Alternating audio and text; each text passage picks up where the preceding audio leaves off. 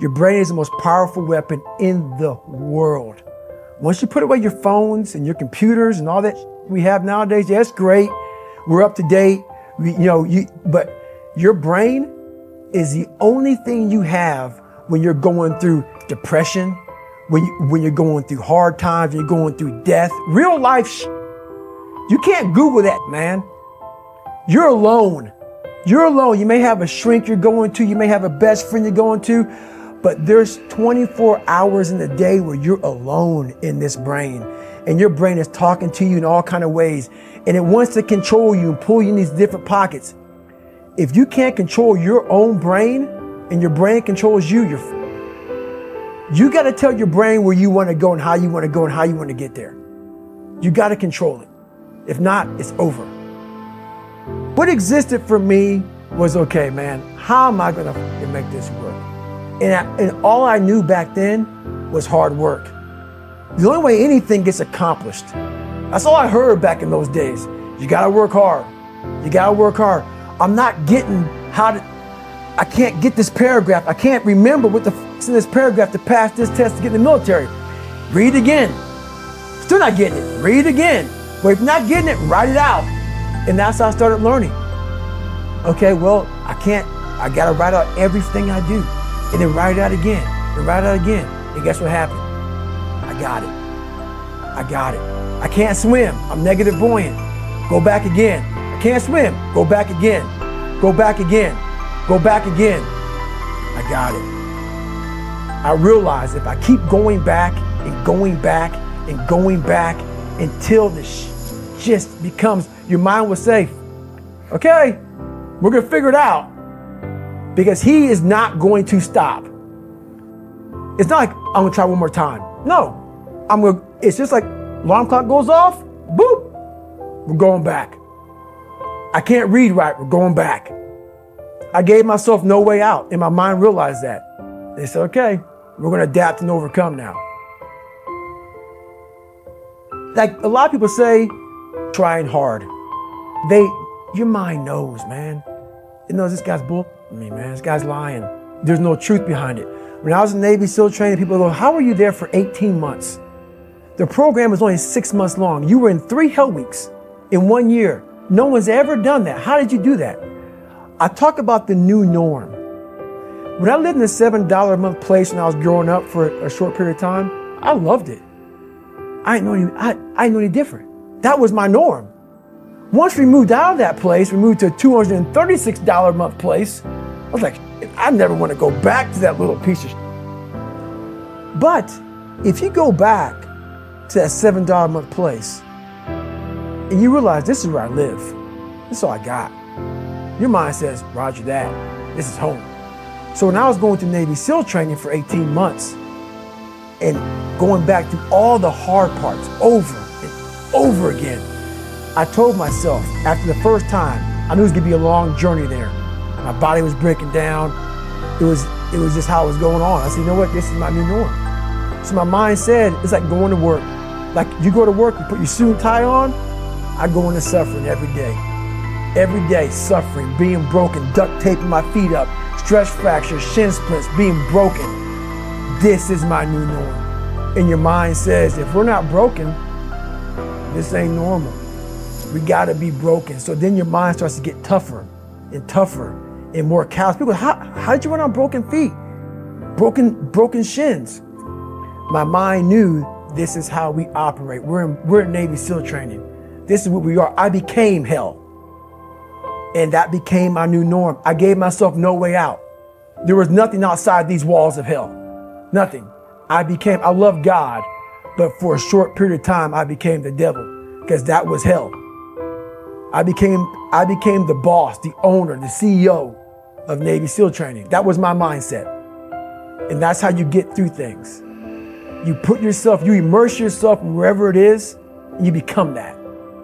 You become that and give yourself no way out. When I was 297 pounds and I was fat as hell trying to be a Navy SEAL, the scariest thing in the world to me, even to this day, was that could have been the rest of my life. I thought then I was trying hard. That's the scariest thing in the world. I thought then 297 pound, working for Ecolab, spraying for cockroaches, making $1,000 a month. I thought that was me at my 100% potential. Come to find out, a few years later, I wasn't anywhere near that. 106 pounds less, graduated Navy SEAL training, went on to do all these other things. Looking back on that, that was me trying hard. That's why people gotta understand, what is in us, we have no idea until we start trying hard. And I mean really trying hard, where you're obsessed with, hey, this is my new norm. My new norm is that, wow, this isn't always fun. It's not always meant to be fun. And that's when you know you're trying hard. People hear my story and think this guy is sadistic. I realized how the brain works. I figured out how the brain works. I'm a scared kid, and that's what gives me so much power. I had no foundation, and I built this off of just researching the mind. The feeling you get is basically invincibility. You realize that you can't do it all the time. When you need to do it, I know I can go to a place that I can live in. And when you know that you can run on broken legs and you can do certain things that a lot of people can do, but they're not willing to do, this power, this sympathetic nervous system of fight or flight, and you're fighting, it gives you this charge of energy of when you're sitting there at 3:30, 4 o'clock in the morning and you're duct taping your feet up because they're broken, and you're doing it by yourself, and you're going through arguably one of the hardest training in the world. And these guys, most of them are healthy, and you're going through it broken, and you're already at a disadvantage, but you're still there. You can feed into that and tap into that for a lot of power. But if you look at it, well, I'm broken, man. I'm not gonna make it. But if you look at it as, man, I'm broken and I'm still here. And I'm fighting, and I'm gonna find a way to get through this because I have no other place to go. It gives you a lot of power. When things start to suck really, really bad, my brain and a lot of people's brain, they don't go to your dad beating you up. Your brain says, we gotta get out of here. This is miserable. So anger goes away a lot of times when you're suffering because your brain just says, we gotta run, we gotta go. So that anger is not popping up saying, oh, I'm gonna show them, I'm gonna show those people. No, there has to be a much deeper, when I say deeper, it has to be down to mineral soil. It has to be down to that nice mineral soil where nothing can burn. You can't burn dirt. So it has to be down that low, that literally is something in you that's at the core of your soul. But you don't find it unless you spend a lot of time with what you want to be in life. I can't give that to you. Right. You can't give it to somebody. When you find your true passion in life, and my passion for me was like, oh, I want to be, I don't give Navy SEALs, Army, I don't give a shit. I want to serve my country. I want to be someone that I'm proud of. I want to look at myself in the mirror because I was so disappointed. That accountability mirror I talk about, I was so disappointed in what I saw every day. I wanted everybody to love David Goggins. And a lot of people did. I didn't love myself. But I knew a lot of us want to find peace first.